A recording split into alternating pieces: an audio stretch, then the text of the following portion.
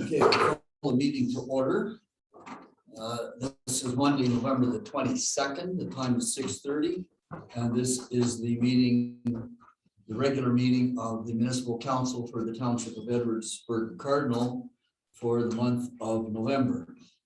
And we've just had a little employee service recognition ceremony prior to the council chambers. And we're pleased to recognize Roger Stitt, who's provided service to the township for 20 years. Roger wasn't here tonight to receive his award, but we're pleased to make that recognition and also to recognize Bonnie Elliott, who was also absent and sends regrets, but we did want to recognize her 15 years with the township. Also, then we had a recognition for Mr. Les Reeder, who's been with the township for 10 years in various capacities. And Les was here to receive his award. And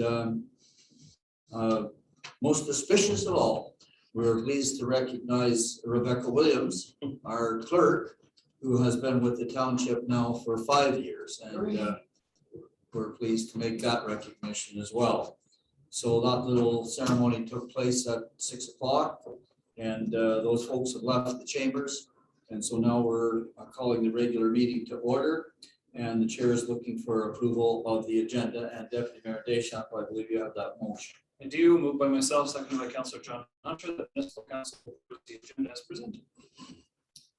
Thank you very much. You've heard the motion. Those in favor? Aye. Motion is carried. And proceeding on, item number 4 on the agenda is disclosure of pecuniary interest and the general nature thereof. Are there any disclosures here this evening? None by me. None by me. Okay, the chair notes no disclosures of pecuniary interest, and the minutes will so reflect. And I'm at item number 4 on the agenda, which is delegations and presentations. And I understand we do have a presentation here tonight, and it is, the name of the presentation is Food Cycle Science. It's Food Waste Diversion Solutions. And now, is it the clerk or the CAO that's going to introduce the speakers here this evening? I'll have the clerk do a brief introduction. Thank you very much. Sure.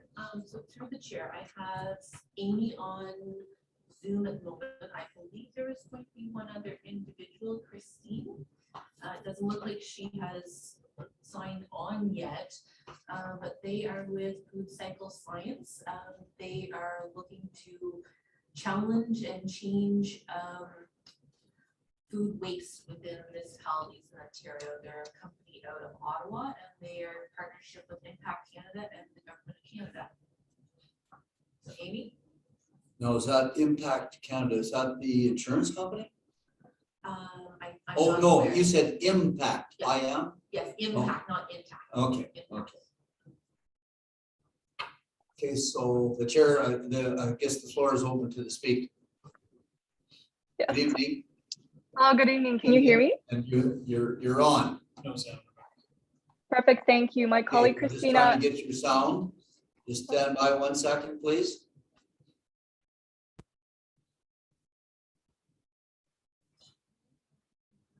We just did a test earlier. Hello? This evening. Can you try again, Amy? Can you give me a Yeah. 10 count? Yes. Hello. 1, 2, 3. 1, 2, 3, 4. She hear you, Mr. Mayor? She Can hear you- us. She Can you hear give us. me a signal? Can you hear me? Can you just give me a wave? Okay, you're hearing me. Can you give me a 10 count? 1, 2, 3. 1, 2, 3, 4, 5, 6, 7, 8, 9, 10. Great, we've got you 10? now. Perfect. Yes. Yeah, good. All right, so you have the floor now. Yes. Hello. Good evening, Mayor and Council. My colleague Christina is actually on another delegation tonight, so she will not be joining us. I do have a presentation of about 10 minutes. So I'm going to share my screen if that is okay with you and get this presentation started.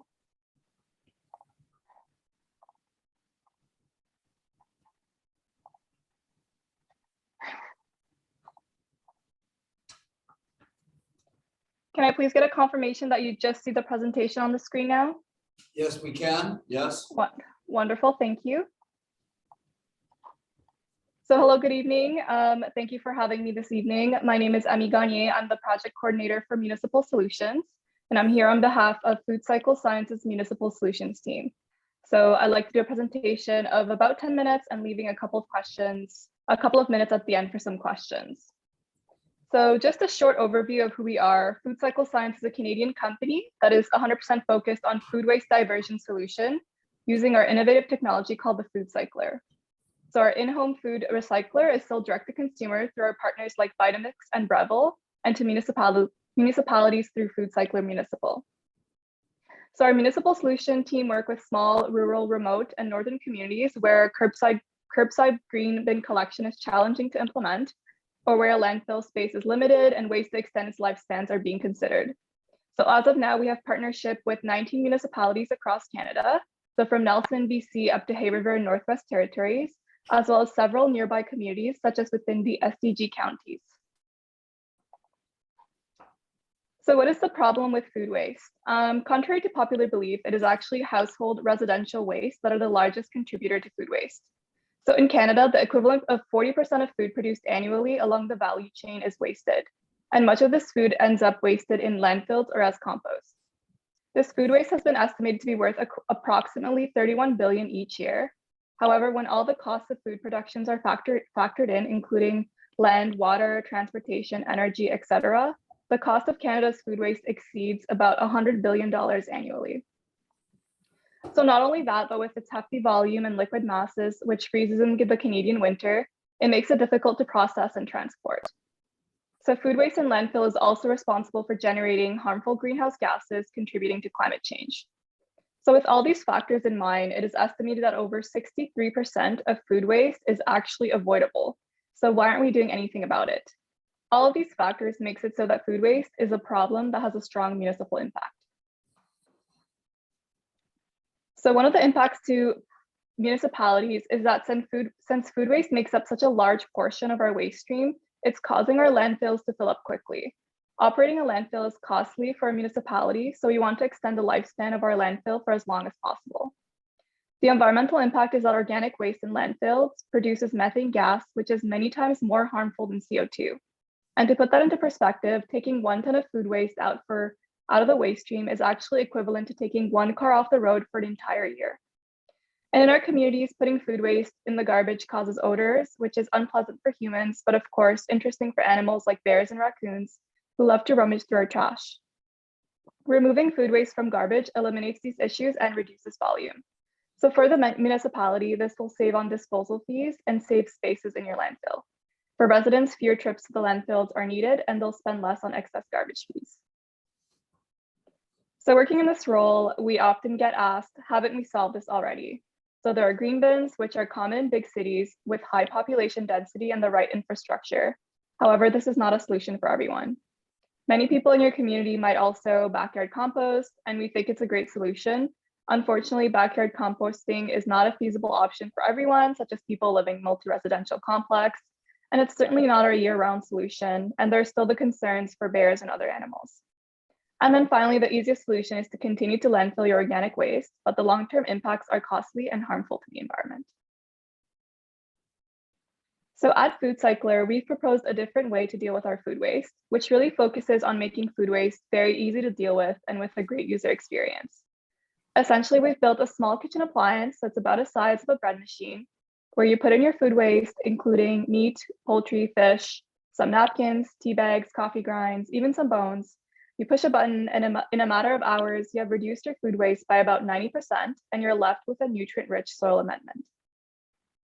So the byproduct that comes out of it is a soil amendment that you can use in gardening or landscaping application. It can also be used by local farmers or even be pelletized to be used as an alternative source of heat, home heating. And each cycle takes about 48 hours to complete, and it uses less than 1 kilowatt hour of power. And the machine can be used anywhere with a plug, so most people store it in their kitchen, basement, or even a heated garage.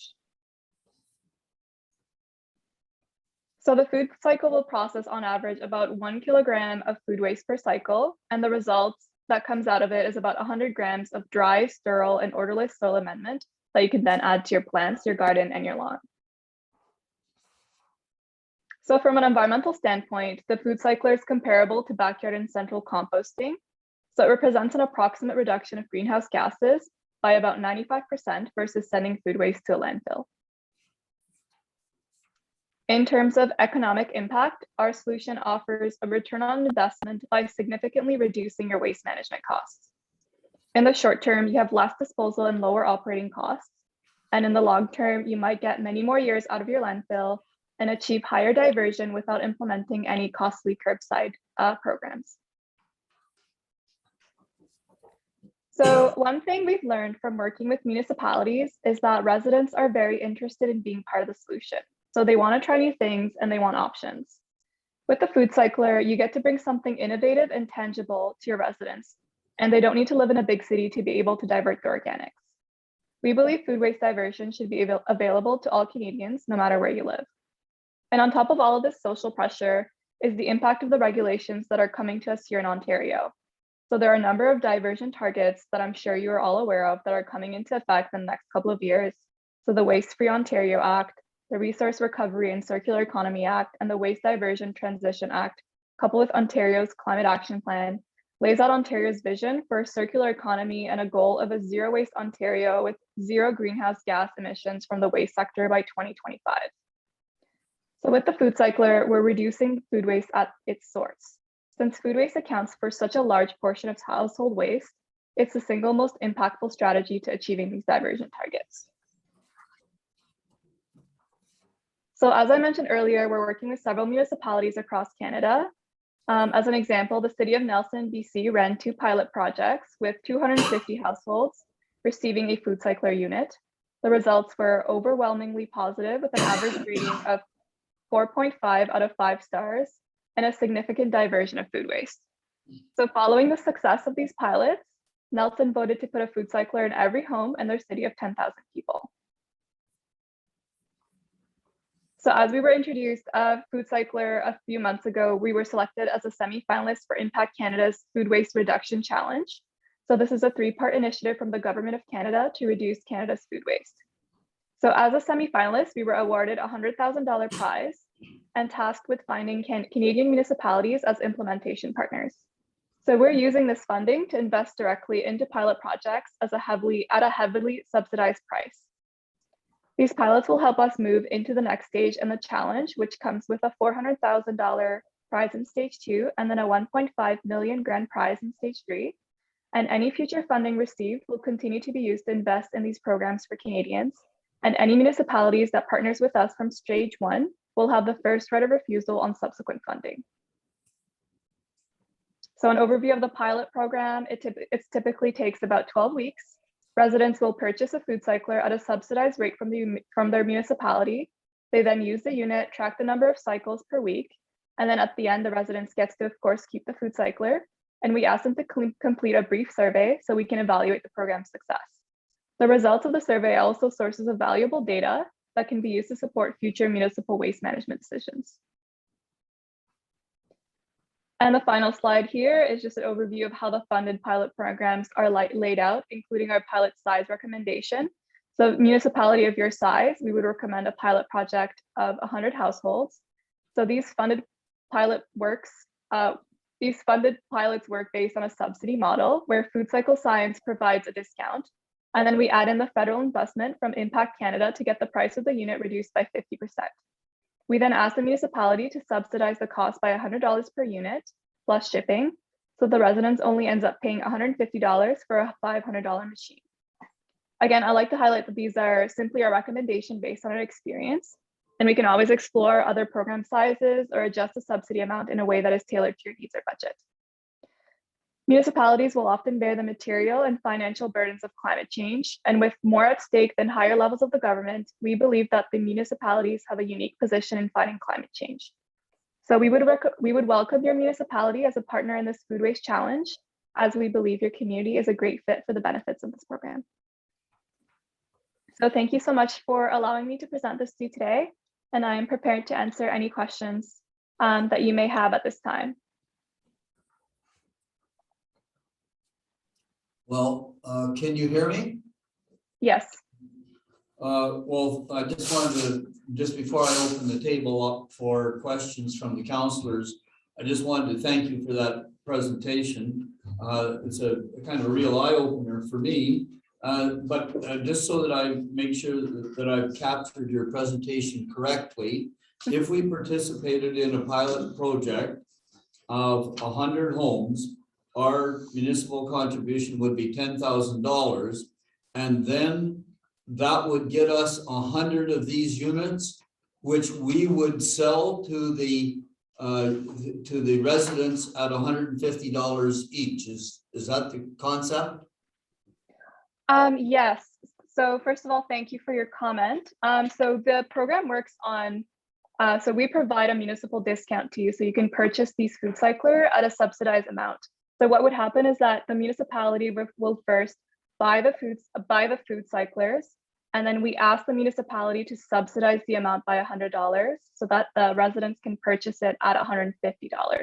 So essentially what you will be doing is you'll be purchasing these food cyclers at $250, and then you will sell back to your residents and you will receive the $150 back.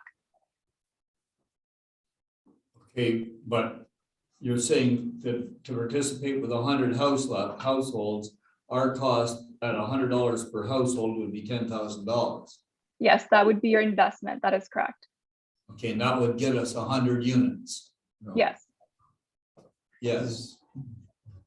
So once you receive the, oh, I'm sorry. Okay, go ahead with your explanation there. Oh, yes, I'm sorry. I just wanted to clarify that once you received your payment from the residents, so the residents would be buying the unit at $150. So then at the end, you would only be investing $10,000. So in the beginning, you would have to purchase these food cyclers at $250. And then the residents will pay back the $150. And so at the end, the net total would be a $10,000 investment. Okay, all right. Okay, so the floor is open for discussion here. Councillor Dillabaugh. Yes, thank you, Mr. Mayor. Thank you very much for your presentation. So we buy 100, it's gonna cost us, our initial investment is 25,000. Is that right for 100? Yes, plus shipping and all the other, yes. Okay. And tell me, do you have this like in commercials? Like what happens if we would like to do, we have 2 public schools. Mhm. How many would it do? Because you're saying we can only put is that the only amount, 1 kilogram of food a day per day, which is 2.2 pounds? So as of right, so thank you, Councillor. So as of right now, we only have one size for our food cycler, but we have received feedbacks from our residents and our clients, and there is going to be a new unit in 2022 that will address all of these concerns and with a double capacity. So that's the only information I have for now. So right now we only have the one size model. As for schools, we're also partnered up with Equal Schools Canada, and we do provide a school version of the food cycler, which comes with educational curriculums and materials and extra filters and such. But that's also an option that we can always explore if you're looking to have these food cyclers into your, schools and have them use the food cycler. That's always something that we can explore as well on our end. Can I go on, Mr. Mayor? Yes, go ahead. Thank you. You call it odorless soil amendment after it's all, I call it composting. Yeah. Well, the reason is I have a little business, worm composting, so I understand the nature of it. So the soil amendment goes on your plants or inside or outside. Can you do both inside your house and outside? Like in the garden? Yes, you can absolutely do both. So we call it some sort of like an accelerated composter. So there's a heating application as well as a grinding application that runs for several hours, and it sterilizes and dehydrates the food. So it completely grinds the food waste. So what comes out of it, it would be a sterile pathogen-free soil amendment. So some of our residents actually bin their soil amendments during the winter, and then they actually use it up in the spring because it's odorless. You can keep it and bin it until you actually need to use it for composting. I just have one more, Mr. Mayor, that's it. And I'm very happy with the solutions of what it does, because for us, I can only put vegetables and fruit scraps, tea bags and coffee and eggshells. Because I can't put with the worms, fish or poultry because of the smell and obviously they don't compost that. So this is great that you can put all that in without worrying about any of your, and that's why I think it'd be good for schools and restaurants, actually. So, very good. I'm very interested. Thank you so much. Thank you. Councillor Cameron is up next. Yes, thank you. Yes, Amy, thank you so much for your presentation. I'm on board with this. And however, I would like to know the size of the unit. Could you give me a ballpark size of this unit? Of the capacity or of the actual size? No, of the actual physical measurements. Yes. Oh, ooh. We say that it's about the size of a bread machine. I don't actually know the actual size, but I can actually very quickly check. Well, I'm just wondering if people are gonna put this, we'll say in their kitchen, how big is it? So if it's the size of a bread machine, I'm pretty familiar with that. However, I would like to see the exact measurements, if you could supply those to the township at a future date, that would be fine. But yes, I'm certainly a big believer in the compost type developments. That's all I have, Mr. Mayor, right at the moment. Okay, I'm gonna go to Deputy Mayor. Thank you, Mr. Mayor. Thank you, Amy, for your presentations. Fantastic for small rural municipalities like ours, where I think the number that I understand is between 60 and 80% of household waste is actually food waste. So, you know, in a rural area, it's hard. It's not hard to compost. We have lots of area to compost, but with animals and things like that, it certainly reduces the likelihood of people committing to it. So I think this is a great option for us. One question that I have is there is a filter which keeps the smell away. Obviously, that filter would have a lifespan. What's the approximate lifespan? And second question on that one, is there'll be a cost associated with replacement of that filter? And what would the cost be to replace the filter? Yes, thank you for your question. The carbon filters would last anywhere from 3 to 6 months with regular use. So the filter light sensor, there's a light sensor on the food cycler. So that's simply a guide. So the best indication would be replacement would be odor, as you said. So some people put in a garage and they don't change their filters as often as certain people do. So it's very much up to your comfort level. So they require a set of filters to function. They come with the first set, and the municipal retail price is at $22.12, which includes for a set of filters. They can also be purchased on Vitamix, which is our partners. They retail for $29.95, which is a little bit more expensive, but if you purchase through us, we will give you a municipal discount. We're also working for a refillable filter in 2022, so that would be also something to keep in mind. We're also doing our part to reduce waste. So instead of actually buying the filters, you would just simply need to buy the carbon and refill them. So that's also something we're working towards. So just one more. Did you have a question? So you want to Was it 22.12 for 4? Is that what you said? I think so. Yes, for 4 filters, $22.12. No, sorry, for a set of filters. It's $22.12 for a set of filters. So one set comes with 2 and you require 2 to function. Good. Through the mayor, back to Amy again. Amy, am I correct that the machine is the Vitamix Food Cycler FC50? Is that It is right? it would be the FC30. FC30. So it's Yes. it's smaller than the FC50. I believe in terms of size, they would be the same. It would be a 2.5 liter. Yes. So size wise, it's the same. So it still holds 2.5 liter. Yes, that's correct. Okay, and I think that's it. Thank you. So over to Councillor Hunter.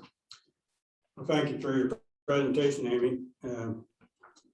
I think it's probably a good solution. I'm a little concerned at a $22.50 price for a set of filters, and you're saying roughly every 3 months. So they have to change that, becomes pretty near $100 a year operating costs on top of buying a machine. I don't know how quickly people will buy into that cost. That's the cost functionality. That's probably more than what it's going to cost them to buy the bags for the year to send out. So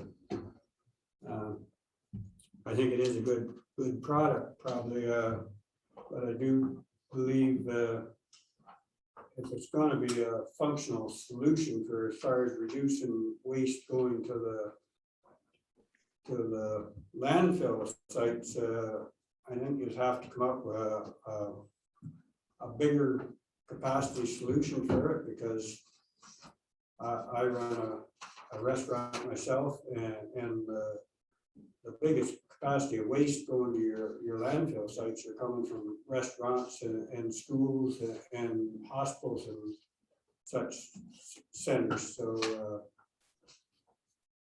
I guess you're going with this as a kind of a test project to see if it actually works to get there. That's your aim of the test word. This is just test the product to make sure it's a functioning solution. Excuse me. Did you get Councillor Hunter's question? Sorry, I missed the last part. I take this project is kind of a test solution to see if this actually works efficiently enough that you can make it into a bigger capacity recycling, that it's going to work at a bigger capacity.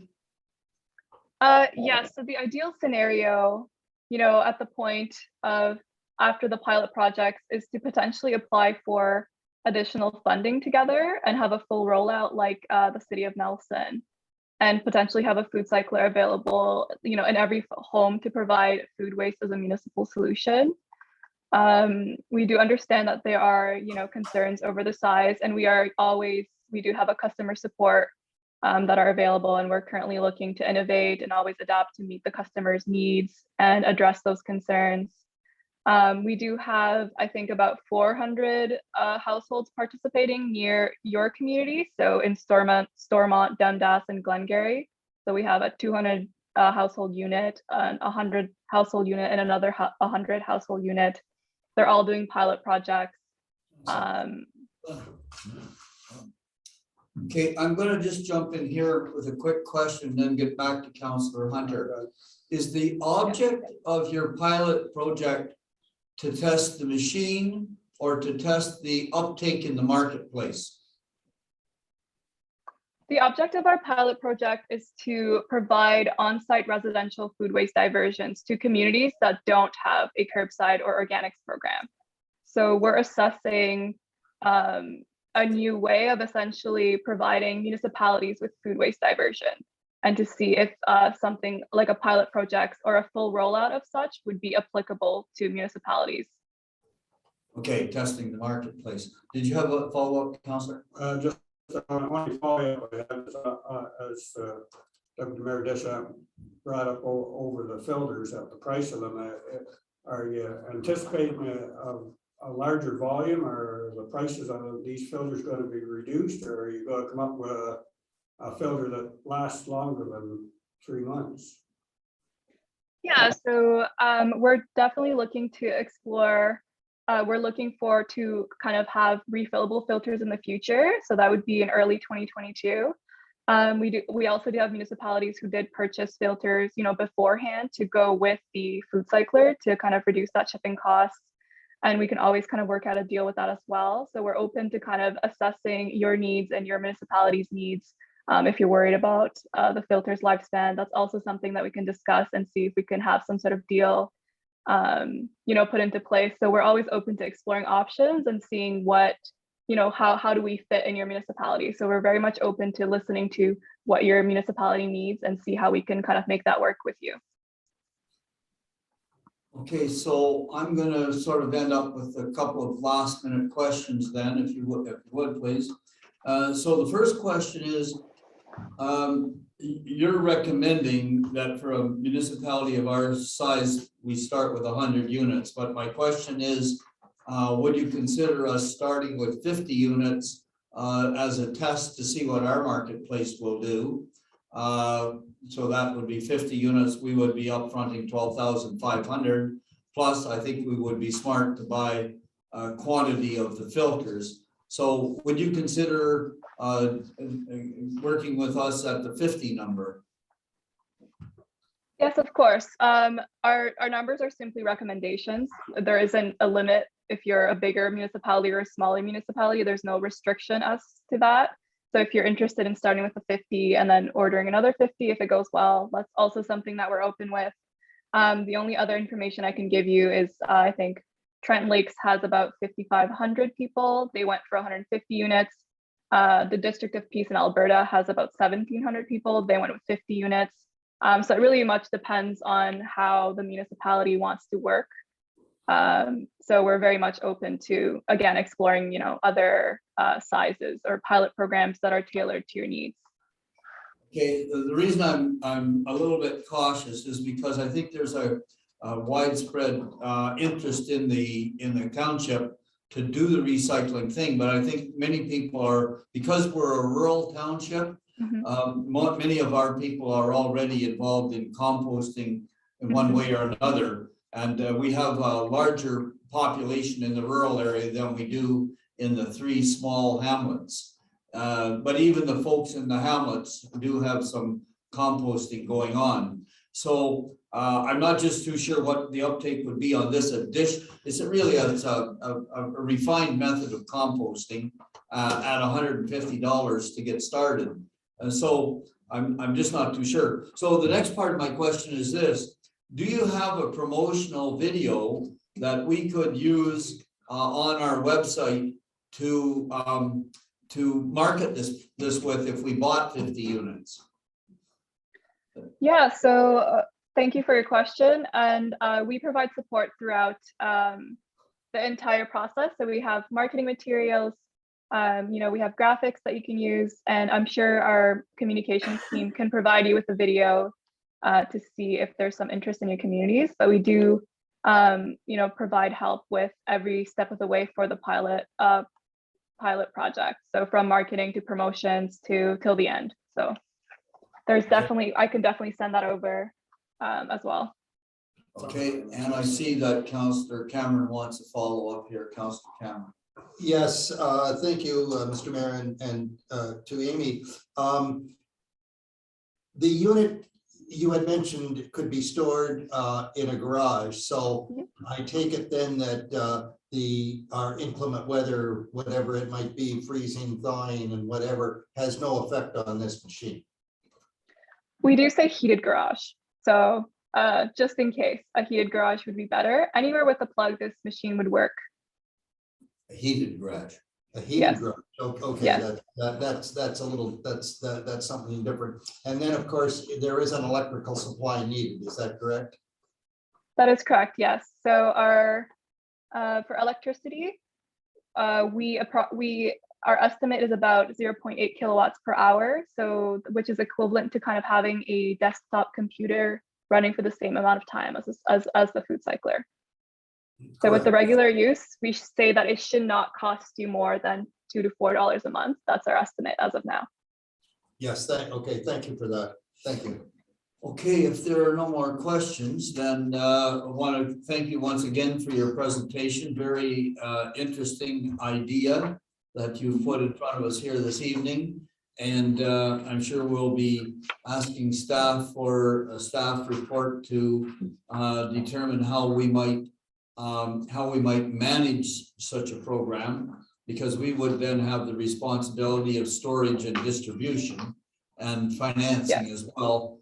So that would, that would be a an additional assignment on top of other duties. So that's a factor that we also have to take into account. So I wanted to thank you for your presentation. You've given us food for thought, and in due course, I think probably one of the staff will get back to you with after some staff discussions and some discussion at the committee level. Wonderful. Thank you so much. I just have one small comment just at the end. So like I said, we're a part of the Food Waste Reduction Challenge, and stage 1 actually ends on January 10th. So we're looking for a commitment to participate by the end of the year to secure the Impact Canada funding. The pilot project can start anytime you want. It doesn't have to be right in the new year, and you don't have to pay the invoice until the shipment gets to you. So if you decide to start in June 2022, that would be when you would be providing us with the invoice. So just a small note on that for the Impact Canada funding, we obviously still will provide you with municipal discount after that, but just for the Impact Canada funding, that will end on January 10th. So we're looking for some sort of commitment by the end of the year if you're looking to secure that funding. Okay, I understand. All right, thank you again for your presentation, and I'm sure that you'll be hearing from the staff one way or another in due course. Thanks, Amy. Wonderful. Thank you so much. Have a lovely evening. Thank you. Okay, well, kind of interesting, and so I just say to the staff, if you can get this issue onto a committee meeting at the first possible opportunity, I guess. We only have one committee meeting, I think, in December, and then one council meeting in December. So the timing is not the best, but I'd invite you to get it on the Admin Finance Committee meeting in December, and we'll just have a quick discussion. Councillor? Yeah, just a comment, Mr. Mayor, the price at $150 is not all that bad, because if you had to go and buy a composter, then people do the black ones, I happen to have 2 of them, and they're pretty close to $100. Yeah, and that's the ones that, Yeah, it's you just just the Lee throw Valley in. type. Yeah. You do. Well, the Lee Valley type is the Cadillac. Okay, comments from staff, isn't it? Thank you, Mr. Chair. I think it's certainly a worthwhile to do some additional research, and I think what we'll do is probably touch base with South Dundas and a couple of the other locations within SD and G, that to see what stage they're at, whether they've implemented it, and to what level of a pilot project that they've completed. So hopefully we can have a reasonable amount of information by December 6th. But I'm certainly, at least at first glance, would be an interesting program to at least undertake at the pilot level. Yeah, I think it would be a winner with the public, and whether they pick up on it or not is another thing. I think they would. I've been asked several times why we don't have the organic program here, but of course that goes back to waste management. If they ever put it in, that's a different story. Okay, well, we're not gonna have the discussion here. We're gonna move on. Item number 5 on the agenda is minutes of the previous council meetings. And so I have first the special council meeting of October the 25th, and Councillor Cameron, I believe you have that motion. I do. Thank you, Mr. Mayor. It's moved by myself and seconded by Councillor Dillabaugh that municipal council receives and approves the minutes of the special meeting dated October 25th, 2021. Thank you very much. Motion is on the floor. Are there any errors or omissions in those minutes? Hearing none, there are no discrepancies. Call the question. Those in favor? Aye. Motion is carried. And I'll deal with business arising after all minutes have been accepted or received. And so then the next ones are the minutes of the regular council meeting of October the 25th. And Councillor Dillabaugh, I believe you have that. Thank you, Mr. Mayor. Moved by myself and seconded by Councilor Cameron that the municipality council receives and approves the minutes of the regular meeting dated October 25th, 2021. Thank you very much. Motion is on the floor. Those in favor? Aye. Motion is carried. And so now referring back to those two sets of minutes, does anyone have any business arising from either of those meetings? And seeing no hands raised, I'm about to move on. And then that would get us to item number 7 on the agenda, which is the various committee meetings that took place during the month. The first being the Port Management Committee of October the 20th, Councillor Hunter. Member myself, second by Deputy Mayor Deschamps, that municipal council received the minutes of the Port Management Committee meeting dated October 20th, 2021. Thank you very much. Motion is on the floor. Discussion, questions within. Hearing none. Those in favor? Motion is carried. And then to the Committee of the Whole meeting, that's the Community Development Committee meeting of November the 1st. Deputy Mayor Deschamps has stepped away from the table for a minute. So I'm going to come back to that. I'm going to go to item 7C first and then come back. I'll skip that one too. I'm going to 7D, the Committee of the Whole meeting, Administration and Finance for November the 8th. Councillor Dillabaugh. Well, I've called for you, so we'll deal with your motion. I'm on, Mr. Mayor. Moved by myself, second by Council Cameron, that Municipality Council receives and approves the minutes of the Committee of the Whole Administration Finance meeting dated November 8th, 2021. All right, motion is on the floor. Those in favor? Aye. Motion is carried. And so now I'm coming back to item 7B, which is the Committee of the Whole meeting of November the 1st. Deputy Mayor. Thank you. Moved by myself, second by Councillor John Hunter, the Municipal Council receives and approves the minutes of the Committee of the Whole Community Development meeting dated November 1st, 2021.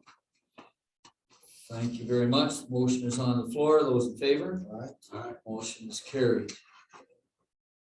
And then I'll go to Committee of the Whole Community Development meeting, the second one of the month, which was on November the 4th, Deputy Mayor.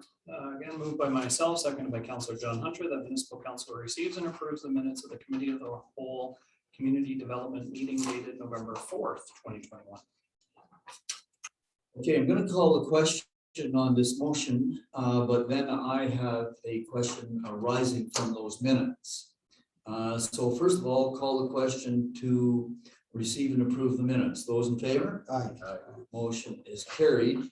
And so then in the form of minutes, business arising, I just want to ask, and I guess I'll address this to the CAO.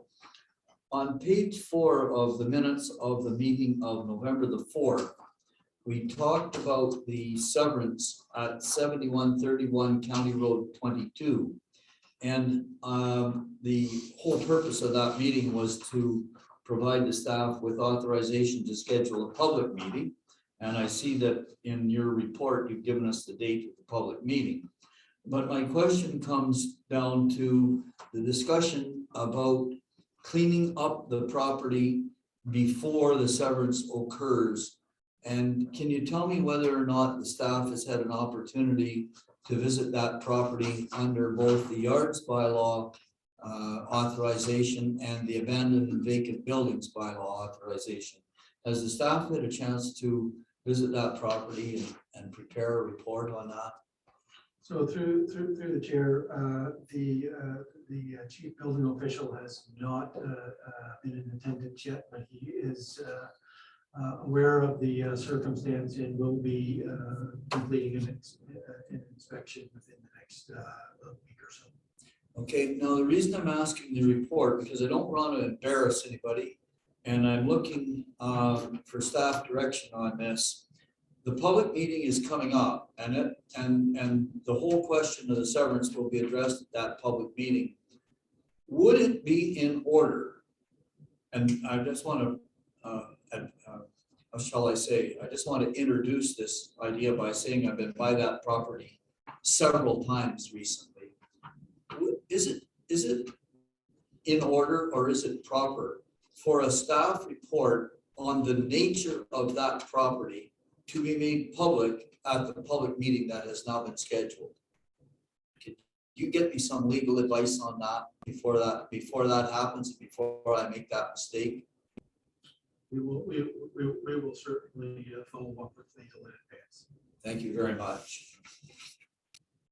Okay, well, those are my questions with regard to that. And now I'm going to move to the approval of the committee meeting of the Public Works, Environmental Services and Facilities Committee of November the 15th. Councillor Cameron. Yes, thank you again. Moved by myself and seconded by Councillor Dillabaugh that municipal council receives and approves the minutes of the committee of the whole Public Works, Environmental Services and Facilities meeting dated November 15th, 2021. Thank you very much. The motion is on the floor. Questions, if any? Hearing none, vote to call the question. Those in favor? Aye. Motion is carried. All right, and so now I'm on item number 8, which is action and information items coming forward from the committees. And the first is 8A, the short-term accommodations. Councillor Hunter. Move myself, second by Deputy Mayor Deschamps.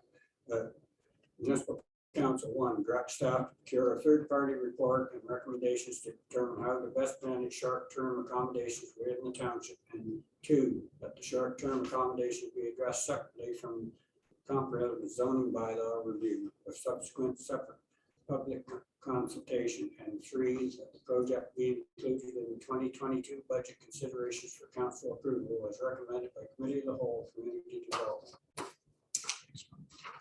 Thank you very much. Major item which is being carved out. Discussion, if any, on the motion. Hearing none, vote to call the question. Those in favor? Aye.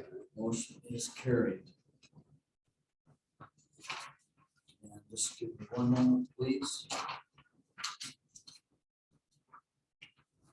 And now I'm proceeding to 8B on the agenda. Wendy's Eats and Treats, storage of truck. In addition. Mr. Mayor, moved by myself, seconded by Councillor John Hunter, that municipal council authorize staff to permit the Wendy's Eat and Treats chip truck to remain on the current site past December 1st, 2021, pending a revised site plan control agreement as recommended by the Committee of the Whole, Community Development. Motion is on the floor. Discussion, if any. Hearing none. Those in favor? Aye. Motion is carried.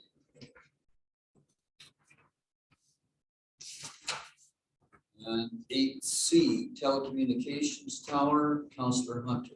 Myself, second by Deputy Mayor Deschamps, that the municipal council accept the letter of undertaking from Freedom Mobile regarding the telecommunications facility at 35 Fraser Road, addressing the facility location, construction, maintenance, and removal of the facility as recommended by the Committee of the Whole, Community Development. Thank you very much. Discussion, if any. Hearing none. Those in favor? Aye. Motion is carried.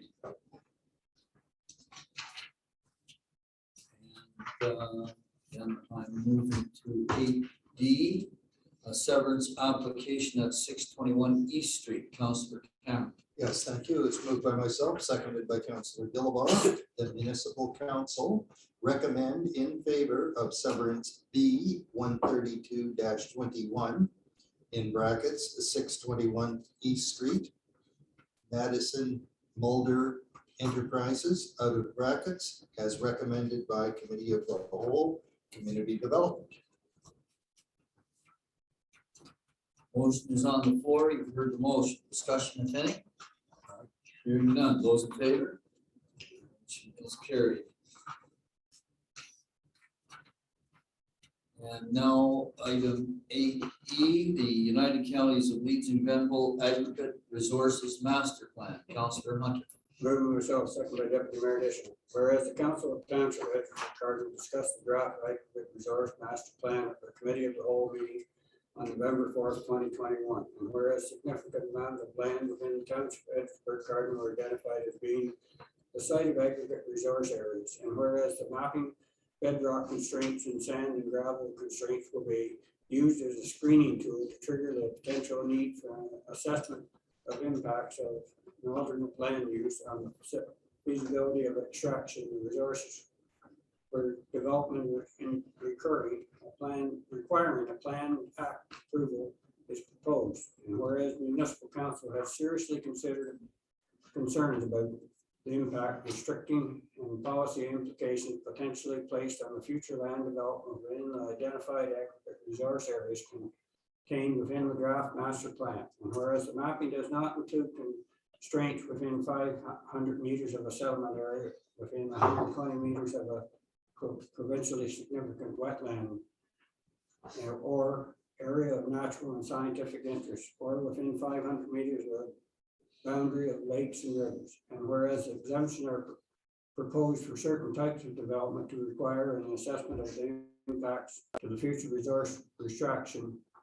Now therefore be it resolved that the Council of the Corporation and Township of Inchford Cardinal request that the policy requirements developed by the United Counties of Leeds and Grenville Aggregate Resource Technical Steering Committee to undertake land use compatibility and feasibility studies be limited to a greater extended possibility to prevent additional barriers being created to future land development.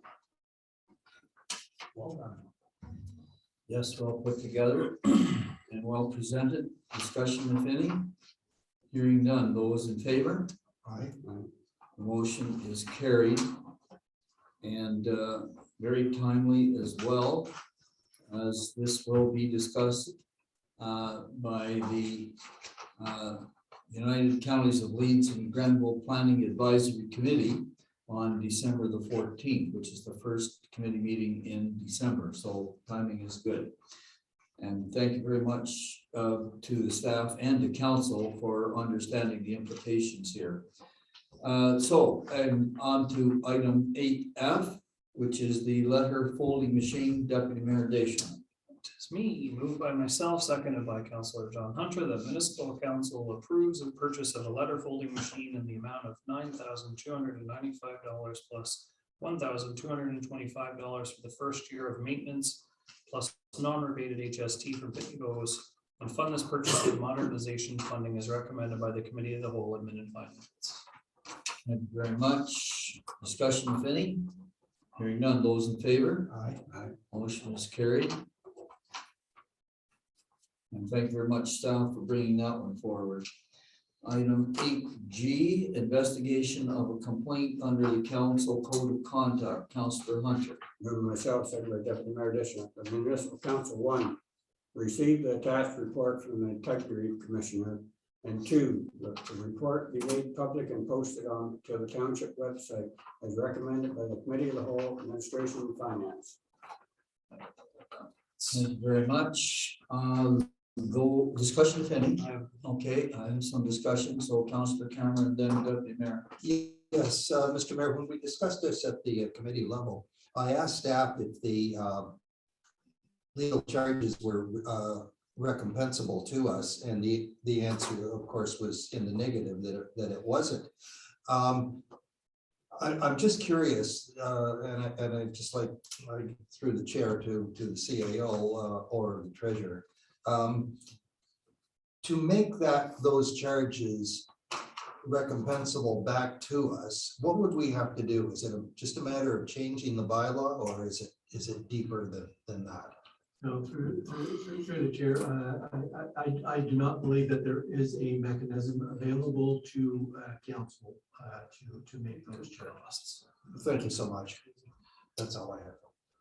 Deputy Mayor. And Mr. Mayor, to staff, and I apologize in advance for not doing this. I'm pretty sure I already know the answer, but in our disbursements, the item is Andrew Tremaine, our arbitration, and it's the Admin Integrity Commissioner service at a cost of $5,378.80. Is that all related to this one complaint? So through the chair, that is correct. okay, so $5,378.80. It's my only comment. Okay, And before you call the question, I would like a recorded vote for this one too, please. okay, recorded vote requested by Deputy Mayor Fisher.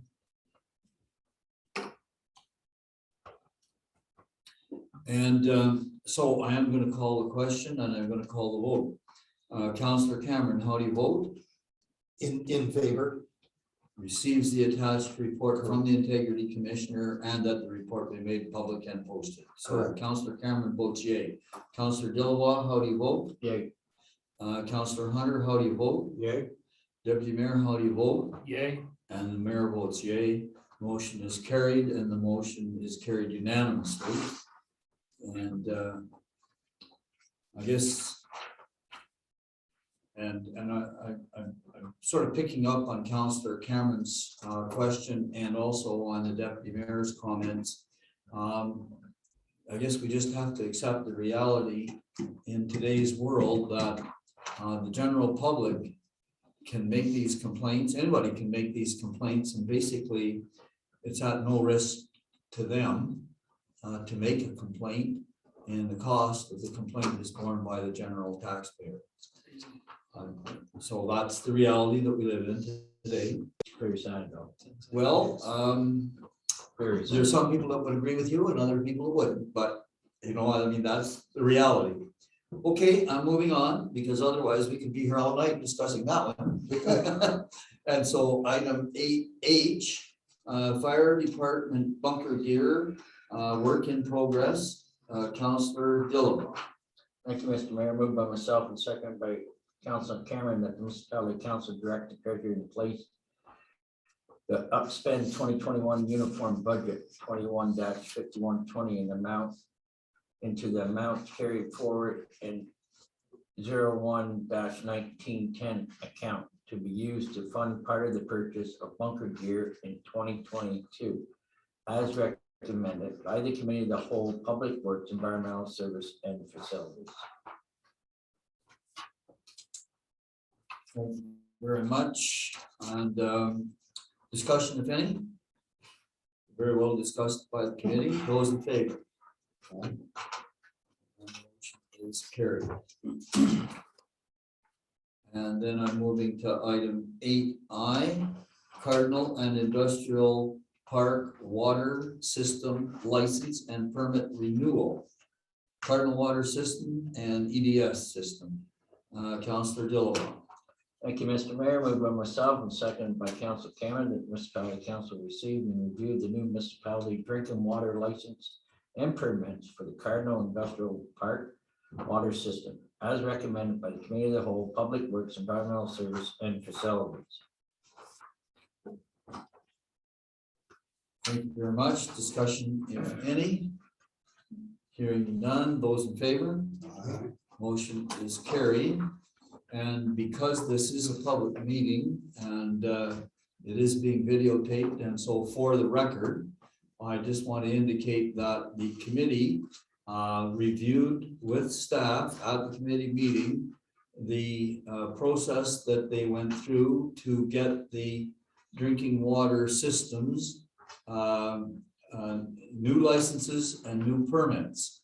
And so these two systems are now licensed and permitted for the next 5-year period with no problems identified. And I just want to recognize the staff work in that accomplishment, because I can assure you that there was probably a great deal of time and effort as well as paperwork involved in getting to this point. So congratulations on that. So moving on to item 8J, the 2022 draft low lift pumping station budget. Councillor Hunter. Myself, second by Deputy Mayor Deschamps, that the municipal council approved the 2022 raw water supply system low lift pumping station budget as recommended by the Committee of the Whole, Public Works, Environmental Services and Facilities. Thank you very much. About to call the question. Those in favor? Sorry, I should have asked for discussion, but nobody jumped in. And again, just as a general notice to the public, this raw water supply system is owned by the township, but it is basically operated by the township for one of our major industrial manufacturers located in the Johnstown Industrial Park. And that manufacturer does supply the entire operating cost, as well as included in that operational cost is the $20,000 per year contribution to a reserve account that's used to ensure that the funds are available should major repairs be required to the system. So the motion has been carried, and I'm moving on then now to item number 8K, which is pre-budget approval of a sidewalk snowplow.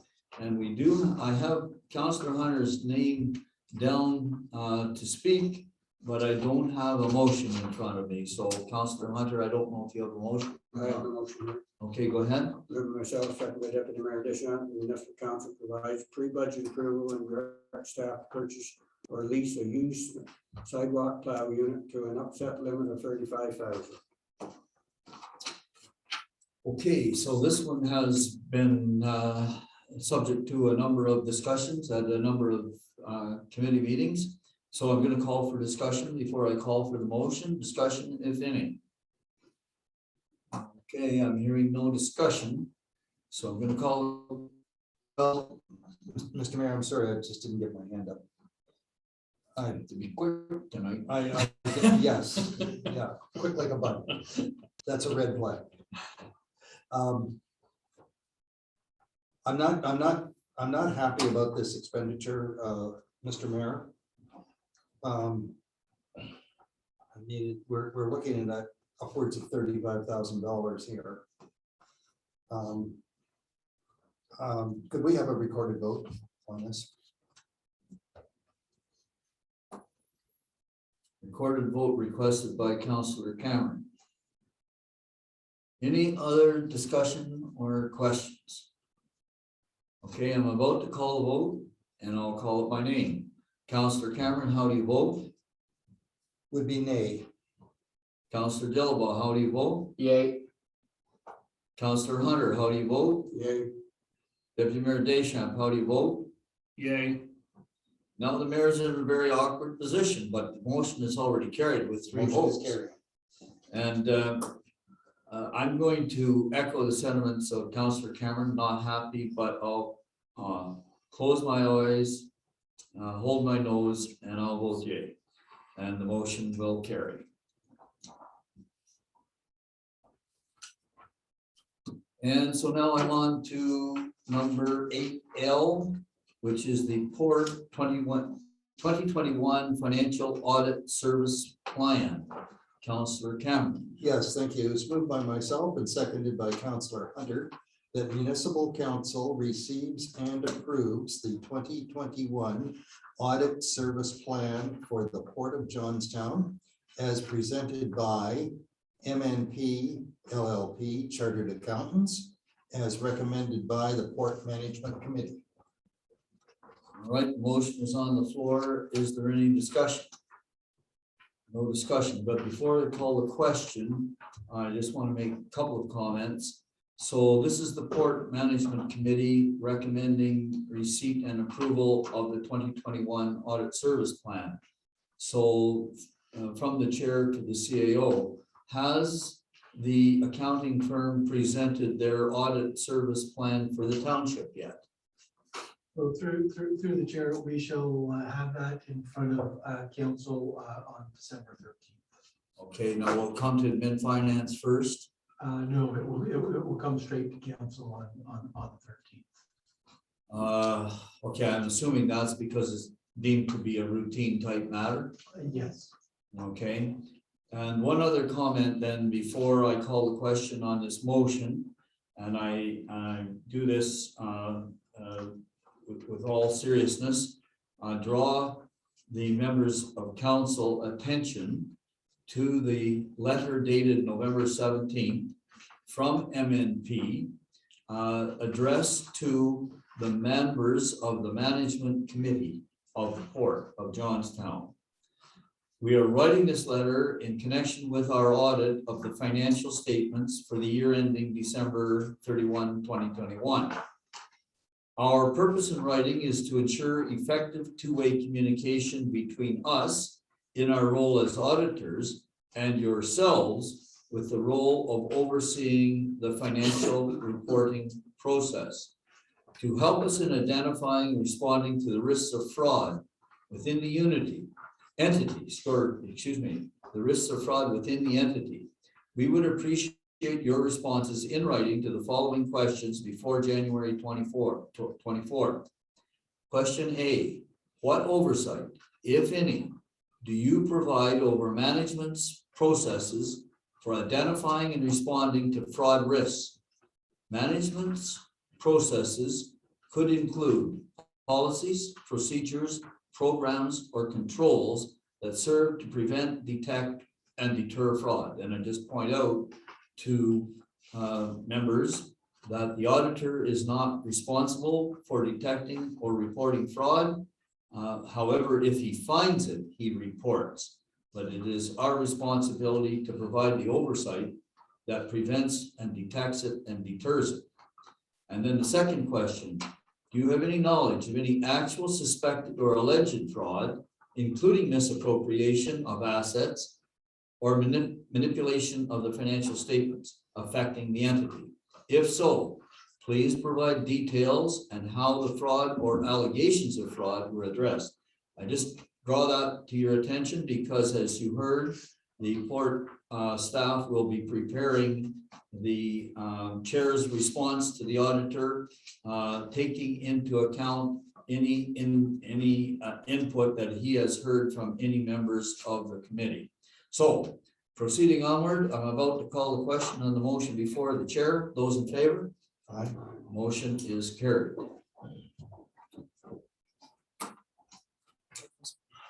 And now I'm at the road closure request for the Spencerville tree lighting. Deputy Mayor Deschner. Thank you, Mr. Mayor.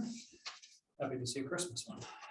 Moved by myself, seconded by Councillor John Hunter, that municipal council endorse the temporary road closure of Spencer Street from Center Street to Sloan Street between 4:30 and 6 p.m. on December 5th, 2021, subject to meeting the satisfaction and approval of the United Counties of Leeds and Grenville. Very good discussion, if any. Councillor? Yes, thank you, Mr. Mayor. Through you to staff, I believe this is the second year for this. We had a road closure last year, if I'm not mistaken. Has it been the 1 year? And my second question is, if it was just last year, was there any problems associated with the road closure? Thank you. Through the chair, yes, this is the second year that they have hosted this at the clock tower, and last year we did not receive any complaints regarding that closure. Thank you. Appreciate that. That's all right. Okay, and I'll just say one thing to members of council. So last year, the mayor was invited to speak. I think Councillor Hunter, you joined me. And I haven't been asked yet this year, but it's not until December the 5th. But if I'm asked, I would appreciate any council members that would like to attend, come and join us. It's always, there was a very good crowd last year, and it was very short and very quick, but it was an opportunity to get people together. And I think there was a little bit of social activity after the report, confined as it was by COVID protocols. This year, I think it'd probably be a little bit more open, but just invite members of council to attend if they have the availability in their schedules. Vote to call the question on the motion before the chair.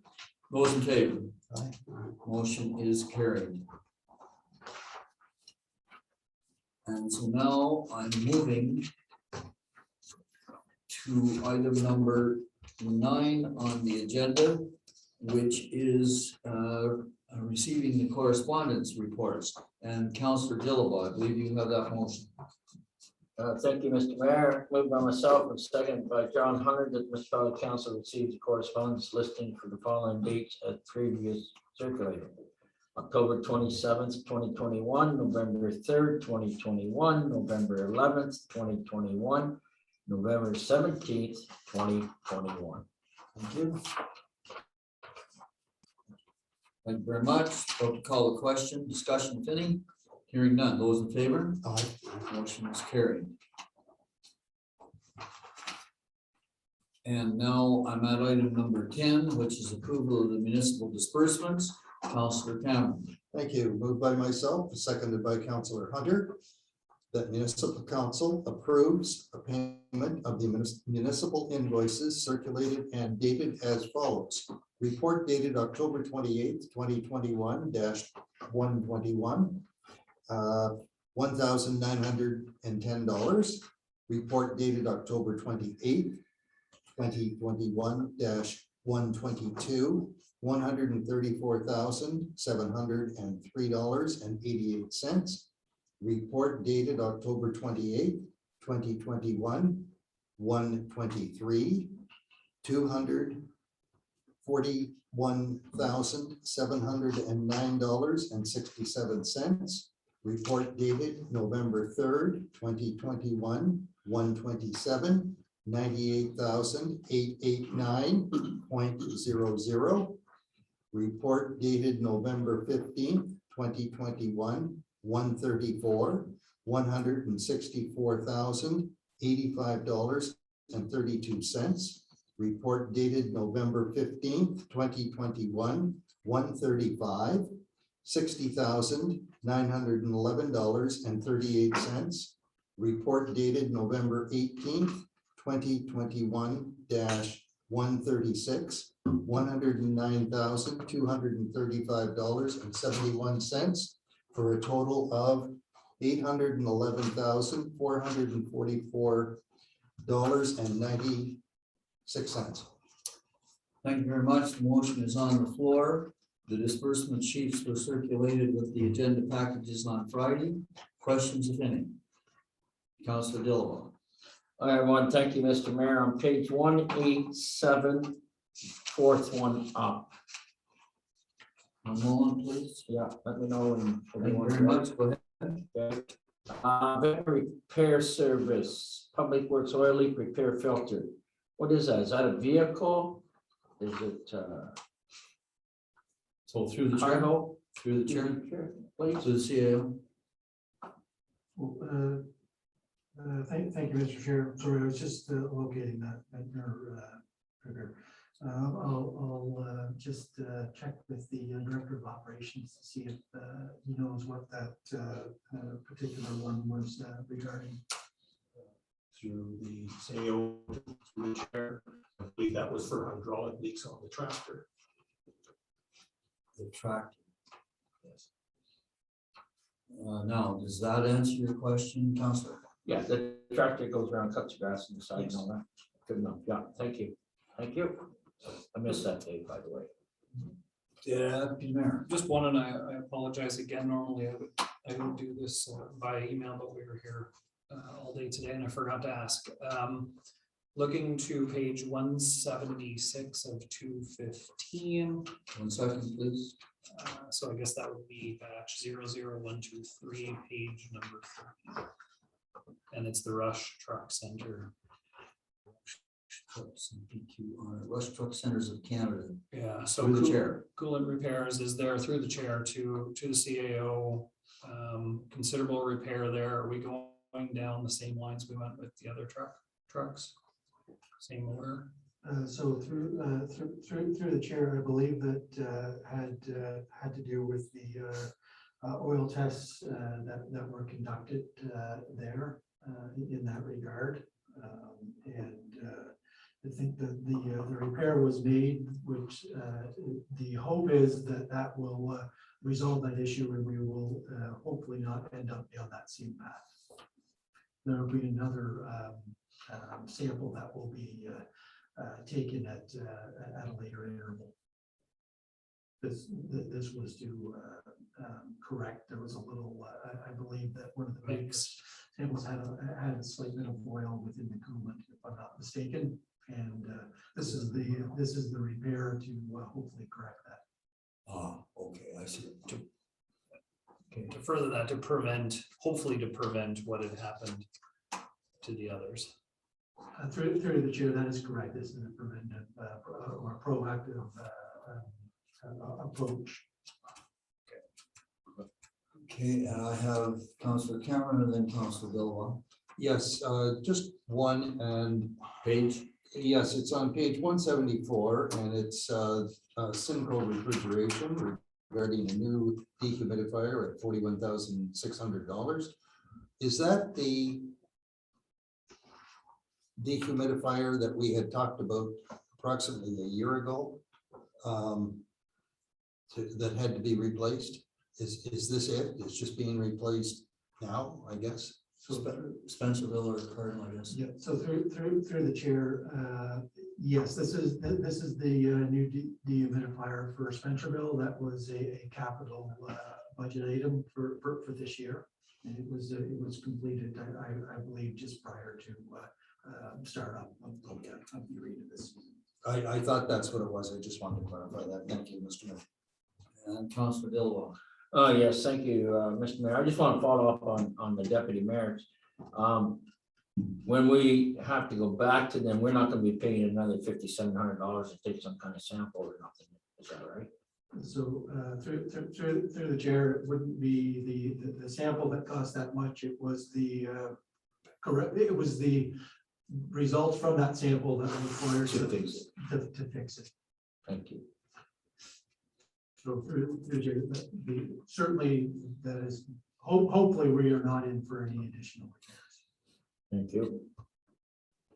Okay, Deputy Mayor One Farwell. more, going back, and again, I apologize again. Normally I would ask that, and just, I know that's P1. Is there an approximate mileage? You have that offhand or no? Probably not. That's why you asked. That's why you asked by email. Sorry. In the if you refer to the budget meeting package, it would have the mileage on that. I want to say that pumper one age wise, don't quote me on this, but I'm thinking 2010. Okay, that's a follow-up. That's okay. Sure, if you can. I just want to keep that in my notes. I think the import of the questioning is an expression of council concern with respect to vehicle repairs and maintenance. Councillor Hunter, he wanted in. Well, I just want to make a comment here. I think we deserve to recognize that fire department did the job, what in my opinion should have been done on the other two trucks that was caught before it got serious. By a simple oil check to make sure, see that there was antifreeze going into it and was caught. Yes, it cost us $6,000, but that's a lot less than $35,000 or $36,000 on a truck out of service for 2 months or more. So I think this, yes, it costs money, but I think it's a little pat on the back for good maintenance and looking after their vehicle that they caught this before it got serious. So I just pass that on to the chief. I assume he's the one that was in charge of making sure that these samples got taken. So Maybe you can pass that on if you would. Thank you, Mr. Chair, and the treasurer was kind enough to help me out with pump one. It is a 2007 and approximately 38,000 kilometers. I'm kind of interested. I know it's a technical question. I don't really want an answer here this evening, but so the problem that was identified as a result of taking oil samples is that we are finding at what was it, 38,000 kilometers? 39,000 kilometers, we're finding coolant in the oil sump. We're told that it's the cost here to remedy that problem was about $4,000, $5,000. I'd be interested to know what was the nature of the repair. I mean, I can't understand how you get coolant in the oil sump and get away with a $5,000 repair. Generally, that kind of problem would cost a lot more to rectify. It's generally rings or cracked head or something. Could be a But cracked head, could be a blown gasket somewhere. Yes. Head gasket, another gasket, water pump gasket. yeah, and I'm just interested in what was the nature of the repair. If the staff could find that for us and let us know what was the nature of the repair. Just out of curiosity. Through the chair, that's, I'm not, unable to answer that tonight for sure. But, Yeah. Okay, so now have I called the question on the disbursement sheet? I don't think I have. So I'm about to call the question on approving payment of municipal invoices circulated and dated as read. Those in favor? Aye. Those motion is carried. Thank you. And so now I'm on item number 11, which is various bylaws coming forward as a result of work during the month. And the first is the bylaw 11A, which is the fire department retirement policy. Councillor Hunter, I believe you have that bylaw. Move myself, second by Deputy Mayor Dishman, that the mover be granted leave to introduce a bylaw to adopt the firefighter retirement policy for the Petersburg Cardinal Fire Department, and this shall constitute first and second reading thereof. Okay, and before I call the question on first and second reading, I just remind the committee that we did discuss with the fire chief the idea of just giving this bylaw first and second reading tonight, which means that it would have to be dealt with without unanimous approval if it was to get only those two readings. And my reason for bringing that forward was just out of respect for the fact that this is such a sensitive issue within the fire department, and I didn't want it to appear to the members that we're rushing something through and we would allow the other month. So what I am going to do, I am going to call for a recorded vote, and I'm going to call the question, and I'm hoping that the bylaw will pass, but not pass unanimously. Mr. Mayor, Go ahead. my comment on that, our bylaw directs that if it doesn't receive full unanimous support, it can't go on to third reading. It doesn't say it must go on to third reading. That's correct. And do you have an alternative solution? Well, everybody can vote. It can vote to pass unanimous, but we don't have to carry it forward. Okay, and so you're suggesting that we withhold third reading if it passes unanimously? Yes. Okay, and the chair takes that under advisement, and that is a workable workaround. Okay, how am I going to deal with that? I'm happy to abstain if you need somebody to abstain. I don't know. Well, Yeah, I thought during our conversations, when we discussed this last week, that it was only going to be first reading and brought forward. no, we didn't agree on that. Oh, We we didn't? discussed I'm it. sorry. We discussed it, but we didn't agree on it. Okay, so I'll tell you what I'm going to do here, because Councillor Hunter is absolutely correct. Just because it receives unanimous approval doesn't require that it go to third reading. It's a necessary condition, but not, it's a sufficient. It's a necessary condition, but not sufficient. Okay, so I'm going to withdraw the request for a recorded vote, remove that, and I'm going to call the question on the motion before the chair, which is first and second reading. Those in favor? Aye. Okay, so I do know that it did receive unanimous approval and that it may go on to third reading. And you have third reading in your possession, Councillor Hunter. That's not the one you want. No, we don't have third reading. We don't have. We don't have third reading. Oh, okay, Not so- on the motion. Okay, all right, so the staff heard our concerns and that's why there's no third reading. Yeah, through the chair, we utilized very similar to the noise bylaw where we did first and second reading last month, and then this month we're bringing forward third and final. Gotcha. Okay, so I'm moving on to bylaw 811. And by the way, I would just say to the staff, please do whatever you can through the chief to express to the senior members of the fire department who will become subject to this bylaw our extreme thank you for the services that they've provided over their many years of service to the department. And we know that it's rough to be told you have to resign at 65, but at the same time, we do know, and the statistics indicate that once firefighters reach that age, their susceptibility to injury of any type increases exponentially. And it's their safety and their health that we're thinking about and concerned about. Okay, so I'm moving then to 11B, which is the Spencerville sewer system estimates and rates. Councillor Hunter. And myself, second by Deputy Mayor Disha, that the mover be granted leave to introduce a bylaw to adopt the estimates and impose sewer rates for the users of the Spencerville sewage system, and this shall constitute first and second reading thereof. Thank you very much. Well discussed at the committee. Discussion, if any. Hearing none. Those in favor? Aye. And so I have unanimous approval on first and second reading. Councillor. Moving myself, second by Deputy Mayor Disha, that a bylaw to adopt an estimate and impose sewer rates for the users of the Spencerville sewage system be now read a third time and finally passed, signed, sealed, and numbered 2021-67. Thank you very much. Third reading, vote to call the discussion, if any. No discussion, vote to call the question. Those in favor? Aye. Motion is carried.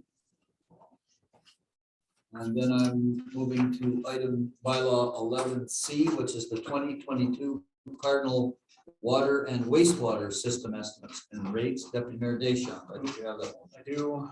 Thank you, Mr. Mayor. Moved by myself, seconded by Councillor John Hunter, that the mover be granted leave to introduce a bylaw to amend bylaw 2013-68 to impose water and wastewater rates for users of the Cardinal Water and Wastewater System. And this shall constitute first and second reading thereof. Thank you very much. Discussion, if any. Hearing none, those in favor? Aye. And so Councillor Hunter, how do I have your vote? Aye. And so the motion is carried unanimously, and you can proceed to third reading.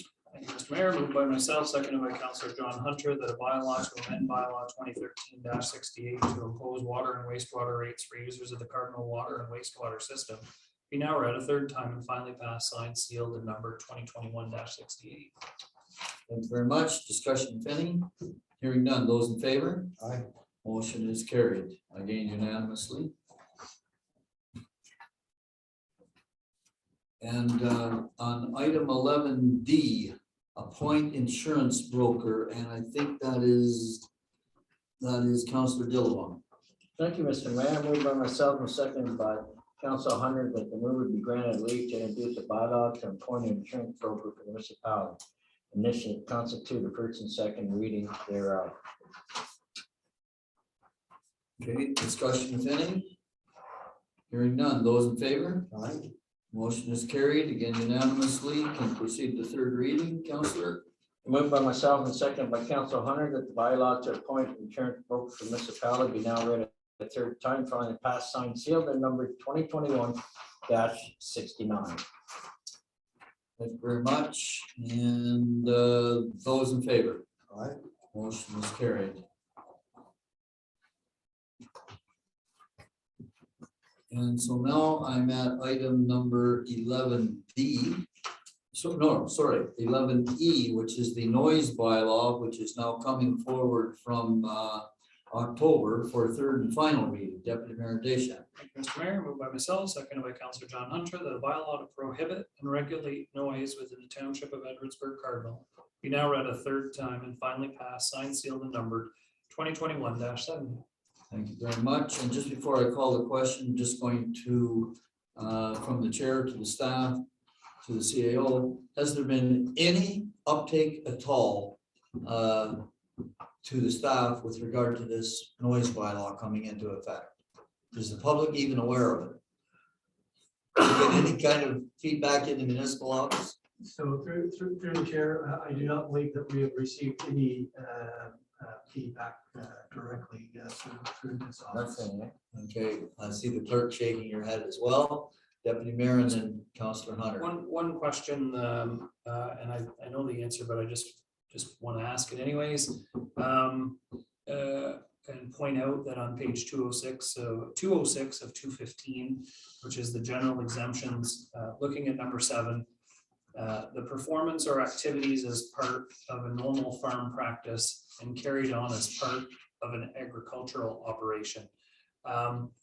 We would see nights like tonight, or possibly a Sunday night, at times of the year like this, we would see farmers, taking down, corn or soy long after the noise bylaw. That is considered part of a normal agricultural operation and normal agricultural activities, just for the record. So through the chair, that is correct. That would be an exception. Thank you. And as a matter of fact, when I came here tonight, that exact situation was happening on County Road 2. Councillor Hunter. I did have uptake on I spoke to 3 different farm operations that queried on what the restrictions were to them. I told them all their normal operations were exempt from this and this bylaw. I did have another inquiry from one personnel from ingredient and excess noise that was caused sometimes by the movement of their rail cars and stuff at night when they had. And I said, under our bylaw, as long as that was a normal operation and that was something that had to be done at that time to move their thing, that was under the bylaw, they could operate the way they always did. If there was an emergency or something happened, that was covered under emergency procedures. So they were happy with the answers I gave them. And I said, right on, any further questions for clerk or CAO, but those questions had all been raised during our study of it, and a few minor corrections had been made from the first draft, and we were quite confident that we covered the basis. So. Okay, I think what we're really after is nuisances. Right. Okay. All right, I'm about to call a question on the motion before the chair, which is 3rd reading on the bylaw. Those in favor? Aye. Motion is carried. Yes. All right, now I'm at item number 12, which is the CAO's administration report. And so what I'm going to do, I'm going to ask Councillor Dillabaugh just hold the motion until after the CAO makes his amendment report. Then I'll have the motion brought forward and open the chair for questions. So through the chair or from the chair to the CAO, Mr. CAO, if you'd like to review your administrative update. Thank you, Mr. Chair. So just from the senior management team perspective, as we've seen in budget number 1, preparing the capital business cases, and just wanted to update council with respect to the completion of the Stats Canada 2020 Public Core Infrastructure Survey. And I would like to add that with the citywide program, we were able to have that information captured, downloaded. We still had the process of inserting everything into the survey, but it did make it a little more effective and efficient in completing that survey. With respect to myself, I will be away from the office tomorrow, and my plan is to return December 1st. Looking to have the office closed between noon on Friday, December 24th until Tuesday, January 4th, 2022. There would only be 2.5 days in that time period that the office would sort of be eligible to be open. With respect to small business trade show, the township will host a booth at the Leeds Scramble approved small business trade show on February 24th to the 26th. And we have the township as a title sponsor for this event. A reminder, and I know the mayor has mentioned this several times in advance, but just with the county OP amendments, scheduled for public meeting is scheduled for December 14th at 9 a.m.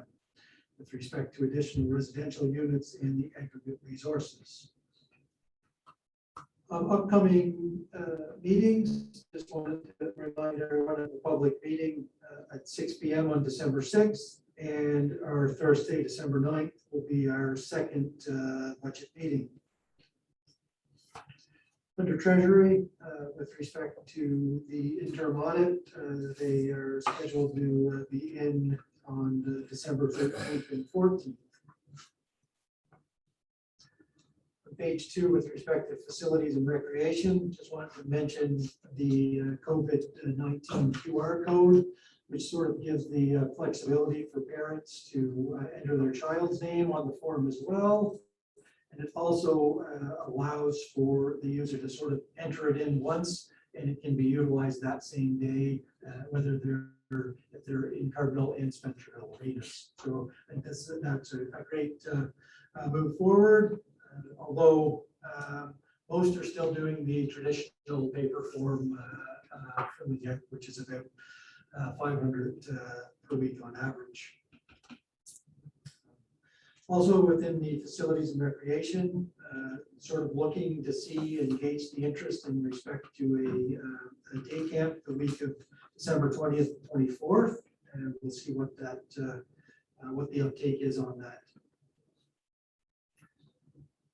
With respect to operations, public works, equipment, we have completed the sale of 3 surplus vehicles, and we will have a report coming on the December 6th committee meeting.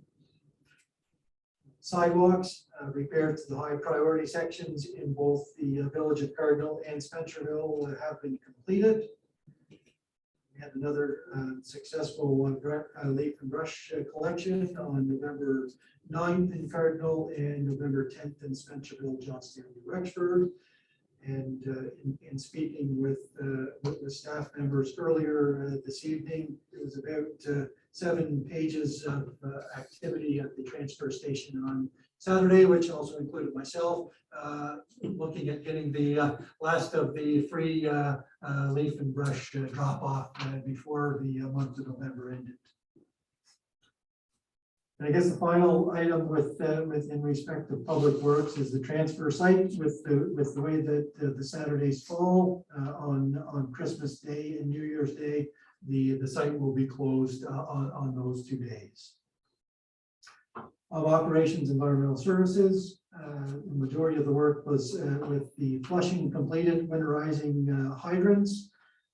With the Cardinal distribution system, there was a water service and sanitary service tie-in on E Street completed. And on the Cardinal sewer collection system, that Clean Water Works completed a couple spot repairs on some defective sections on Helen Street.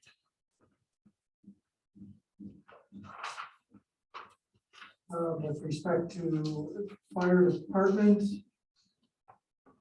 so with respect to training, they've set up their 2022 draft training calendar, and they're planning to return to alternating training between stations in the new year. Under facilities, the phase 2 EA update report for the former site of the arena has been received. And as I believe the chief noted at the budget meeting, that the samples on those 3 additional monitoring wells did not detect any hydrocarbons. So, fire prevention, Spencerville Brands are scheduled to have a station tour on November 24th. And fire department personnel will be at Ingredient for their safety days on November 23rd and 25th to conduct fire safety and extinguisher education. And finally, with respect to emergency management, the emergency control group completed a tabletop exercise and some annual training on Monday, November 8th. That was facilitated by AC Spencer and Associates, and we are beginning to work on getting our 2021 municipal compliance report submitted to the Office of the Fire Marshal and Emergency Management. Okay, thank you very much for your report. Now, Councillor Delaval, will you bring the motion forward, please? Moved by myself and seconded by Council Hunter that municipality council receives the CEO administration report as presented. Okay, so floors, the motion is on the floor and the chair is open for discussion. I see Councillor Cameron. Yes, just a couple of things through you to the CAO. And the first one is on page 209 regarding the budget meeting on the 9th of December. Mr. CAO, at our last budget meeting, we had both the administration and finance and the public works advisory people on board. Will they be invited to the future budget meetings? So through the chair, that is the intent in the pre-budget presentation back in September. It was suggested that the advisory members be in attendance, mainly so that they sort of have a better understanding of the budget when it comes to decisions being made later on in the year. Okay, good. Thank you for that. I also have one other on the Christmas Day camp. I'm somewhat excited about that, but how are you going to get the how is the word going to get out for a response for that? So through the chair, just the first comment is you're a little too old to participate in that camp. But I think the messaging will come out through social media and on our website for update. Thank you, Mr. CAO, and I will definitely pass that on to my granddaughter. I also have one other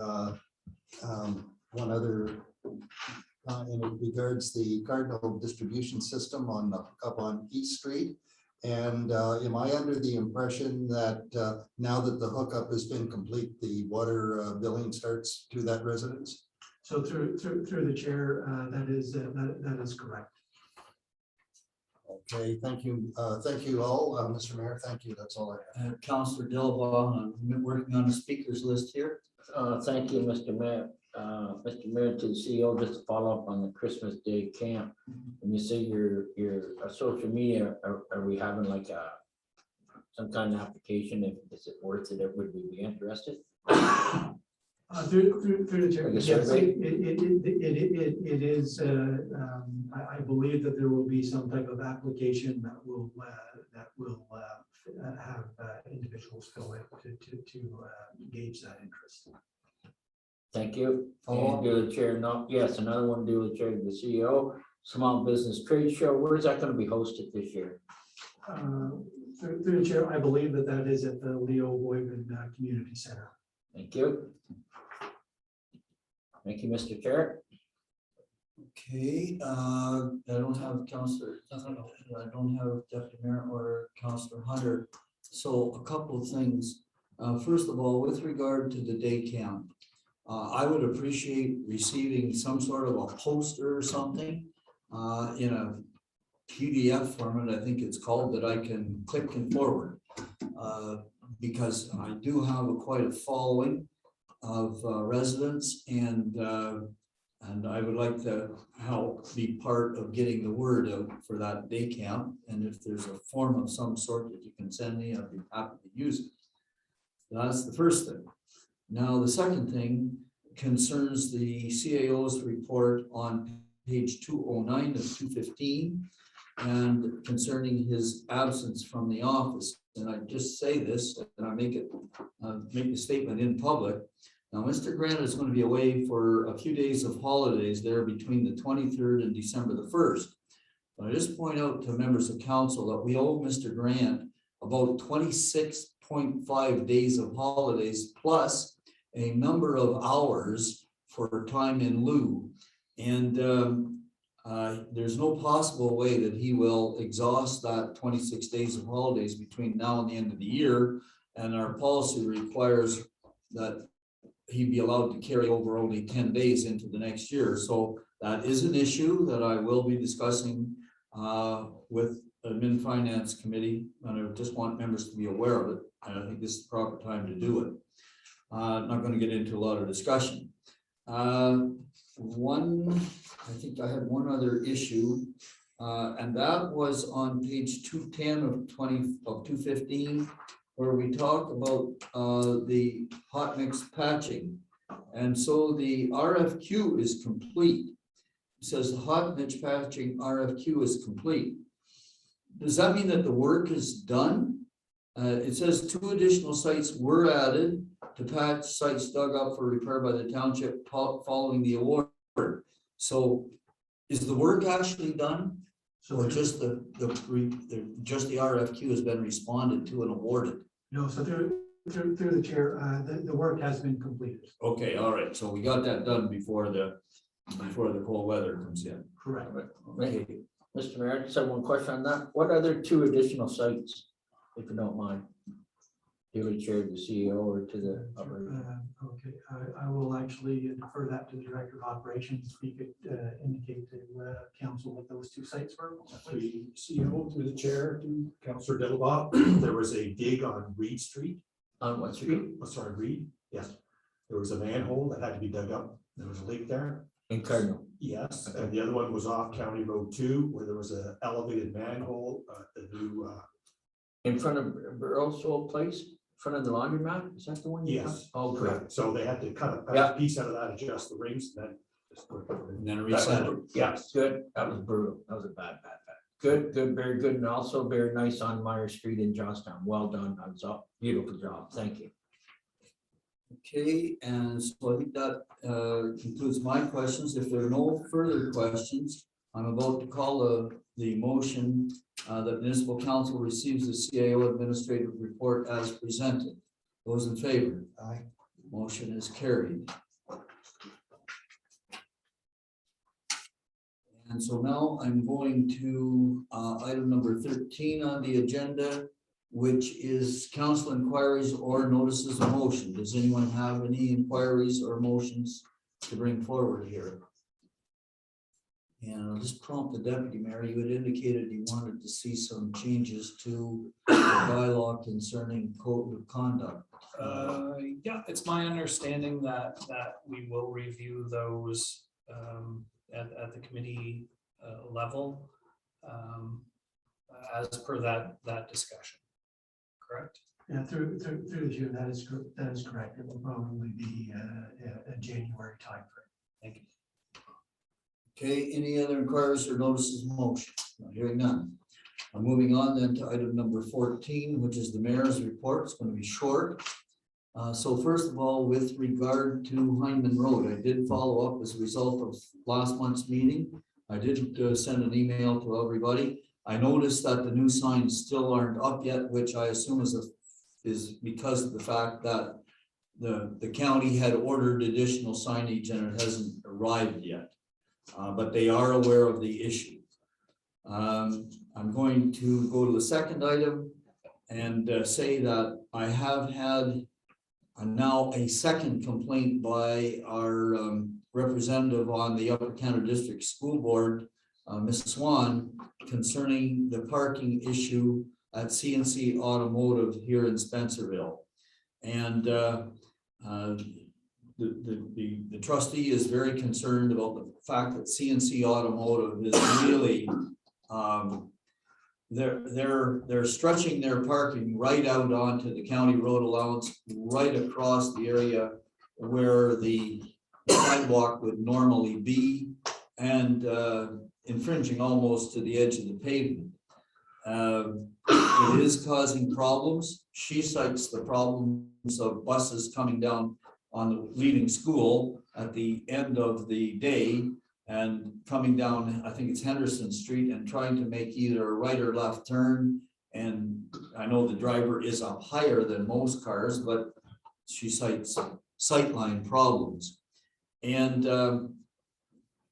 one thing is for sure, the director of public works at the county level is not in favor of declaring that area a school zone, because in his opinion, he can only declare a school zone where the school itself is fronted on the road. That school is not fronted on the road, it's, I'm gonna call it one lot removed from the road. So he's very reluctant to declare a school zone. She feels that she's prepared to challenge him on that issue. I'm not prepared to support her, but I am prepared to support an issue with regard to parking. And I've discussed how we would deal with the parking issue with the CAO at United Counties, and here's the way he suggests that it be handled. He suggests that our CAO write a letter to him as the CAO of the United Counties, asking the United Counties to put in place a bylaw which would prohibit parking in that area on county property. And then the United Counties would implement such a bylaw, and they would delegate enforcement of that bylaw to our bylaw staff, because the county has no staff to enforce the bylaw. So that's how he suggests that it be handled. Now, I'm prepared to write the letter, to have the CAO write the letter to Mr. Callery, asking that county put in place a bylaw, because I know it's 3 months to get a bylaw in place. So in the meantime, if we change our mind, we can stop that process. But I feel that the trustee needs a bit of support, and that CNC Automotive has to understand that this problem has to be addressed. So I'm just going to leave that sit like that, and indicate to council that that's the direction in which I'm moving. I think it can be stopped at any point along the way. And I know that I have concerns about our 10-hour-a-week bylaw officer having time to enforce parking on that location, but it is an issue. The other issue where we have a parking problem, and it is getting serious, is at the corner where Center Street meets at the T-junction with Spencer Street. And there is parking right to the corner on County Road 44 on Spencer Street. I've had several requests to post a sign, no parking from here to corner, so that one space is left vacant to improve the sightlines. That came up in September of 2020. I did draw that issue to the attention of Jason, well, I'm going to say the county road superintendent.